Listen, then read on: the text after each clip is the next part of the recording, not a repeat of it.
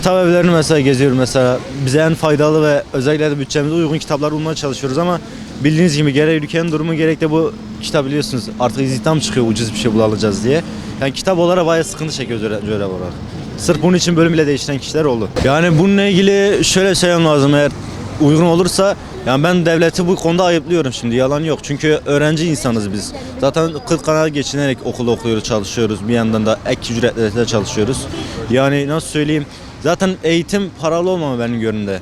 Yani bir insanı eğitiyorsan ondan bir karşılık beklememen gerekiyor. Sonuçta biz bu ülke için çalışacağız. Yarın bir gün bir doktor sadece olduğumuz için ülkemizin adını taşıyacağız üstümüzde.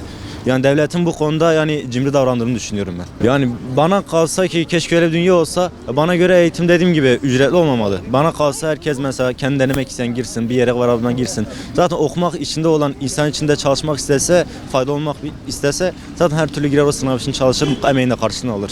Fiyatlar öğrenci olarak bence normal şartlara göre biraz fazla. Yani daha indirilirse daha iyi olur öğrenciler için. Sonuçta mezuna kalanlar falan oluyor. Yani 200 yani daha iyi öğrenciler için. Yarı fiyatına. Yani kitaplar çok pahalı. Fotokopi çıkartınca da birebir olmuyor.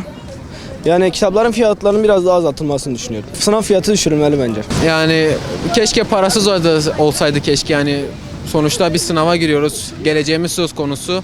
Devletimizin bu konuda bize yardımcı olması lazımdı. Yani paralı olması biraz kötü oldu. Keşke devletimiz yani bize yardımcı olsa, yani kitap dağıtsa falan çok güzel olacak. Mesela satın alamayanlar var. Yani maddi sıkıntıları olan var. Yani bir yardımcı olsalar yani çok seviniriz öğrenci olarak. İnşallah yardım da ederler. Bekliyoruz devletimizden. Öncelikle maddi sıkıntı çok yaşıyorum. Yani maddi sıkıntıyı çözsek, mesela kitap alamıyoruz. Hocalar kitap istiyor mesela. Kitap alamıyoruz. Paramız yetmiyor.